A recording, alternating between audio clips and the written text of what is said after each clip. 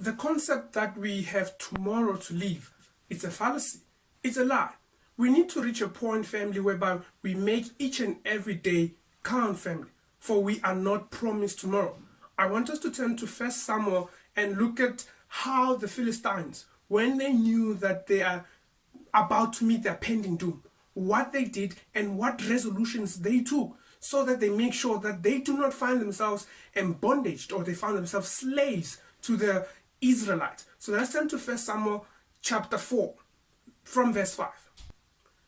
And when the ark of the covenant of the Lord came into the camp, all Israel shouted so loudly that the earth shook. Now when the Philistines heard the noise of the shout, they said, "What does the sound of this great shout in the camp of the Hebrews mean?" Then they understood that the ark of the Lord had come into the camp. So the Philistines were afraid, for they said, "God has come into the camp." And they said, "Woe to us, for such a thing has never happened before. Woe to us, who will deliver us from the hands of the mighty gods? These are the gods who struck the Egyptians with all the plague in the wilderness. Be strong and conduct yourself like men, you Philistines, that you do not become servants," in bracket that you can put slave, "you do not become servants of the Hebrews, as they have been to you. Conduct yourself like men and fight." Verse 10. So the Philistines fought and Israel was defeated, and every man fled to his tent, and there was a great slaughter. And there fell of Israel 30,000 foot soldiers. Family, the Philistines made a resolute decision that they do not want to be slaves or servants to the Israelites as they used to be. So they made a decision. What are we refusing to be slaves to, as we find ourselves slaves to poverty, sickness, or ignorance? What are we refusing to be slaves to? What are we refusing to be slaves to? Is it possible that slavery has taken a new form? We no longer have chains on our necks, but slavery has taken a new form. It comes in the form of cell phones. The amount of time that we spend on our phones that do not really add value. Or the 9 to 5, the jobs that we have and yet we do not get paid what we are worth. Is it possible that slavery has taken a new form? So we need to reach a point whereby we make a resolute decision or to no more. It ends here. The slavery that we have been partaking in or we are in, it ends here. We need to make those decisions that moving forward, how do I make each and every day count in my favor? I cannot on a daily basis come back from work and sit in front of a TV, because that's another form of slavery, whereby you sit in front of a TV from 6:30 till 9 o'clock. You're watching all the soapies, all the TV programs. So we have reached a point whereby we are being programmed by the TV programs that we are watching.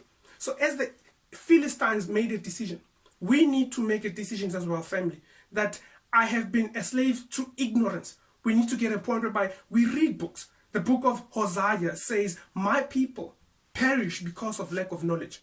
So we need to start getting informed, get information, so that we do not become slaves or servants to ignorance. Because yes, there might have been a time whereby ignorance was bliss, but no more. As we enter into the artificial intelligence era, we are living behind the information era. Information is out there so that we can better ourselves and become better people.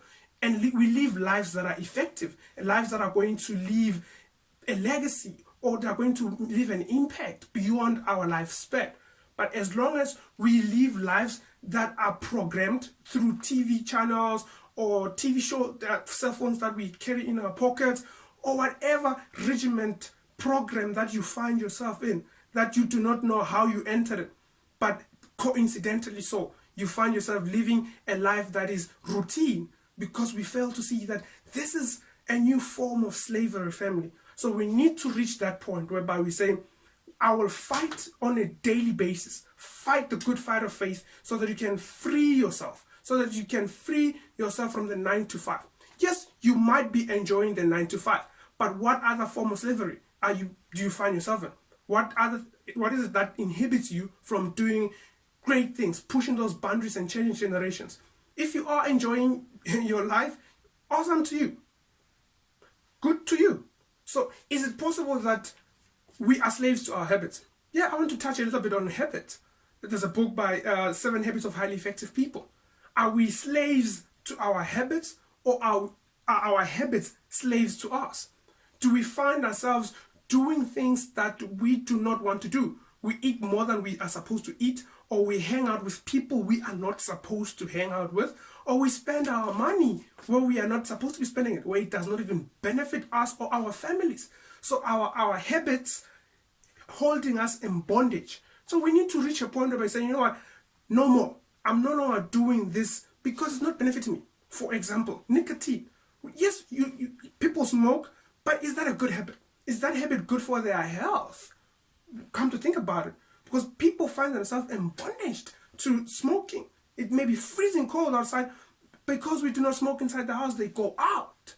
So they are slaves to their habits. So we need to reach a point whereby we say, no more.